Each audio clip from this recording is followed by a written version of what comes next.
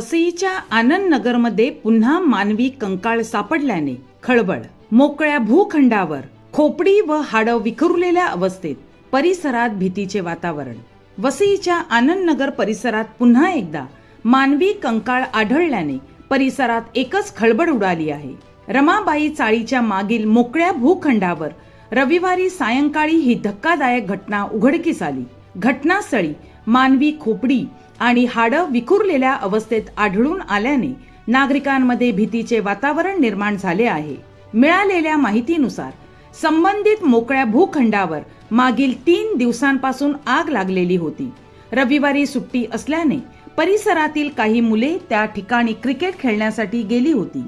सायंकाळी 6 वाजण्याच्या सुमारास मुलांना जमिनीवर मानवी हाडं आणि खोपडी दिसून आली. हा प्रकार लक्षात येताच मुलांनी तात्काळ स्थानिक नागरिकांना माहिती दिली.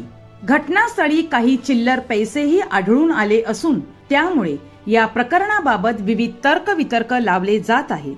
माहिती मिळताच माणिकपूर पोलीस घटनास्थळी दाखल झाले.